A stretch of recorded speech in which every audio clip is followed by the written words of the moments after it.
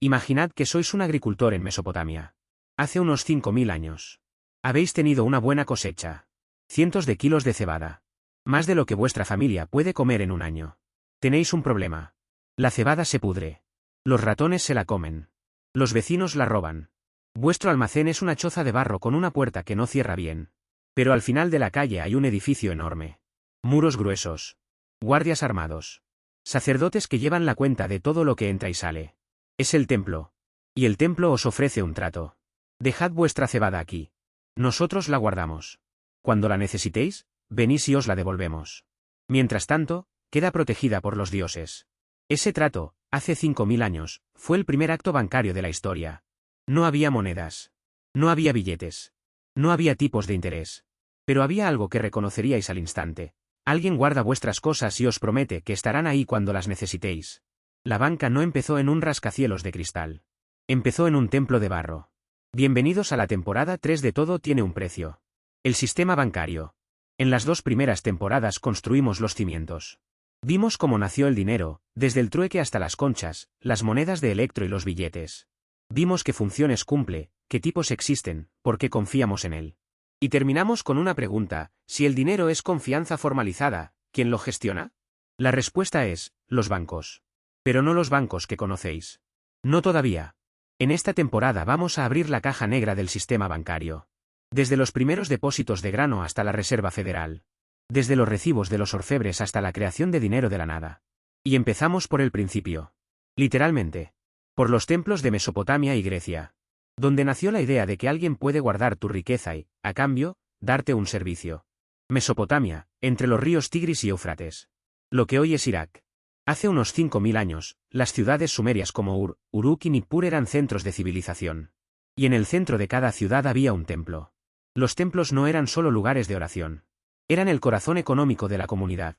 Tenían algo que nadie más tenía: muros gruesos, guardias y, sobre todo, contabilidad. Los sacerdotes llevaban registros en tablillas de arcilla. Cada depósito de grano, cada entrega de plata, cada préstamo quedaba anotado. ¿Cuánto? ¿De quién? ¿Cuándo? Es la contabilidad más antigua que conocemos. ¿Qué guardaban? Sobre todo grano, cebada y trigo. Pero también plata, ganado, incluso documentos legales. El templo funcionaba como almacén, notaría y caja fuerte, todo en uno. Y aquí viene lo interesante. Los templos no solo guardaban. También prestaban. Si un agricultor necesitaba semillas para plantar, el templo se las prestaba. Cuando llegaba la cosecha, el agricultor devolvía lo prestado, más un extra. Eso, en esencia, es un préstamo con interés. Hace 5000 años. El Código de Hammurabi, escrito alrededor del 1750 antes de nuestra era, ya regulaba estas operaciones. Establecía límites a los intereses que se podían cobrar. Fijaba penalizaciones por impago. Es decir, la banca estaba tan desarrollada que ya necesitaba leyes. Pensad en eso. Antes de que existieran las monedas, que no aparecerán hasta el siglo VII antes de nuestra era en Lidia, como vimos en la temporada 1, ya existía la banca. Depósitos. Préstamos. Registros. Regulación. La banca es más antigua que el dinero. Avancemos unos 2500 años. Grecia clásica. Los griegos tenían un problema parecido al de los mesopotámicos. ¿Dónde guardas tu riqueza? En tu casa no es seguro. Los ladrones, los incendios, las guerras. Todo amenaza tus ahorros. La solución fue la misma: los templos. El templo de Artemisa en Efeso, una de las 7 maravillas del mundo antiguo, funcionaba como una especie de bóveda internacional. Ciudades enteras depositaban allí sus reservas de oro y plata. ¿Por qué? Porque robar un templo era un sacrilegio. Los dioses te castigarían. O al menos, eso creía la gente. Y esa creencia era más efectiva que cualquier cerradura. El santuario de Delfos hacía lo mismo. Y el de Delos. Estos templos acumulaban cantidades enormes de metales preciosos. No porque los sacerdotes fueran banqueros, sino porque eran los únicos que ofrecían seguridad creíble. Fijaos en la palabra clave: confianza. La misma que sostiene todo el sistema monetario, como vimos en la temporada 2. Pero aquí la confianza no viene de un gobierno o de una ley. Viene de los dioses. De la creencia compartida de que el templo es inviolable. Es un patrón que se repite a lo largo de toda la historia bancaria. La banca funciona cuando la gente confía en que su dinero está seguro. No importa si la confianza viene de los dioses, de un rey, de una ley o de un fondo de garantía de depósitos. El mecanismo es el mismo. Pero Grecia nos dio algo más. Algo que los templos no ofrecían. Banqueros profesionales. Se llamaban trapecitai. La palabra viene de trapeza, que significa mesa. Porque literalmente trabajaban detrás de una mesa en el ágora, el mercado público de Atenas. Aparecieron alrededor del siglo V antes de nuestra era. Al principio, su trabajo era sencillo, cambiar monedas. Cada ciudad griega acuñaba su propia moneda. Si venías de Corinto a hacer negocios en Atenas, necesitabas cambiar tus monedas corintias por dracmas atenienses. Los trapecitai hacían ese cambio y cobraban una comisión. Pero pronto ampliaron sus servicios. Empezaron a aceptar depósitos. A pagar intereses sobre esos depósitos. A hacer préstamos, a comerciantes, a armadores de barcos, incluso a ciudades. Los préstamos ordinarios tenían un interés de alrededor del 12% anual. Los préstamos marítimos, más arriesgados porque el barco podía hundirse, cobraban mucho más. También actuaban como notarios, verificaban la autenticidad de las monedas y guardaban objetos de valor. Eran, en todo menos en el nombre, banqueros. Uno de los más famosos fue Pasión de Atenas, un antiguo esclavo que se convirtió en el banquero más rico de la ciudad. Su historia es fascinante, empezó como empleado en una mesa de cambio, ganó su libertad, y acabó siendo tan rico e influyente que le concedieron la ciudadanía ateniense, un honor extraordinario para un extranjero. Los trapecitai nos muestran algo importante. La banca no necesita un templo. No necesita la protección de los dioses. Puede funcionar como un negocio privado, basado en la reputación personal y la confianza del mercado. Pero también nos muestran los riesgos. Cuando un trapecita hacía malas inversiones o prestaba demasiado, quebraba. Y sus depositantes perdían todo. No había red de seguridad. No había fondo de garantía. Si confiasteis en el banquero equivocado, mala suerte.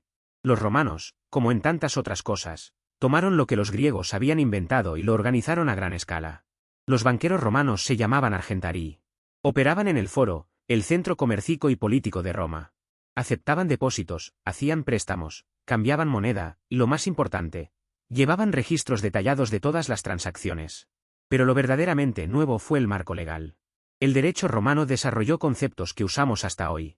El depósito regular, guardas algo y te lo devuelven exactamente igual. El depósito irregular, depositas una cantidad de dinero y el banquero puede usarlo mientras te devuelva la misma cantidad cuando lo pidas. Esa distinción entre guardar y prestar es fundamental. Y los romanos la formalizaron. También crearon mecanismos de transferencia. Si debías dinero a alguien y ambos teníais cuenta con el mismo argentarius, el banquero simplemente restaba de tu cuenta y sumaba en la del otro. Sin mover una sola moneda.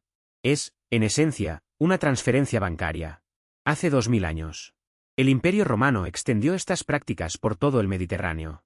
Pero cuando el imperio cayó, mucho de este sistema se perdió. Europa Occidental entró en la Alta Edad Media con un sistema bancario fragmentado, localizado y primitivo. Harían falta siglos para recuperar lo que Roma había construido. Y quienes lo recuperaron fueron, sorprendentemente, unos monjes guerreros. Volvamos al agricultor mesopotámico del principio. Ese agricultor tenía un problema real. Su riqueza era perecedera. Si no podía almacenarla de forma segura, estaba condenado a vivir al día. No podía ahorrar. No podía planificar. No podía invertir en mejorar su campo, porque cualquier excedente se pudría o se lo robaban. El templo le dio algo que va mucho más allá de un almacén. Le dio la capacidad de pensar en el futuro. De planificar. De acumular. Y eso es exactamente lo que hace un banco hoy. Cuando depositáis vuestro salario en una cuenta corriente, estáis haciendo lo mismo que aquel agricultor. Estáis confiando vuestra riqueza a una institución que promete devolverla cuando la necesitéis. La diferencia es que hoy, si el banco quiebra, probablemente hay un fondo de garantía que os protege. Aquel agricultor no tenía esa suerte. Su única protección era la palabra de un sacerdote y la supuesta ira de los dioses. Esa vulnerabilidad, la de confiar tu riqueza a otros sin garantía absoluta, es el problema fundacional de la banca. Lleva 5000 años sin resolverse del todo.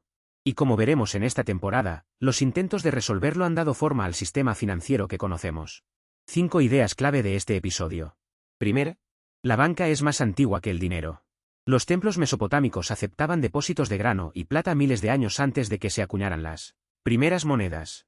Segunda, los templos funcionaban como protobancarios porque ofrecían algo que nadie más podía, seguridad creíble. Los muros gruesos ayudaban. Pero la verdadera protección era la creencia de que robar un templo era un sacrilegio. Tercer, en Grecia, los trapecitai crearon la banca profesional. Cambiaban monedas, aceptaban depósitos, hacían préstamos y cobraban intereses. Eran banqueros en todo menos en el nombre. Cuarto, Roma institucionalizó la banca con un marco legal que distinguía entre depósito regular e irregular, y creó mecanismos de transferencia que anticipaban la banca moderna. Quinto, El hilo conductor de toda la historia es la confianza. Ya sea en los dioses, en la reputación de un banquero o en las leyes de un imperio. La banca solo funciona cuando la gente cree que su riqueza está segura. Los templos del mundo antiguo guardaban tesoros. Los trapecitai griegos inventaron la banca privada. Roma la convirtió en sistema. Pero cuando el imperio cayó, todo eso se perdió durante siglos. Europa quedó fragmentada, sin caminos seguros, sin instituciones bancarias, sin confianza institucional. Hasta que, en plena Edad Media, una orden militar descubrió algo revolucionario. No solo podían guardar el oro de los demás. Podían moverlo de un país a otro sin que nadie lo tocase. Podían hacer que depositaras en París y retiraras en Jerusalén. Dios, oro y los templarios. Eso es lo que viene.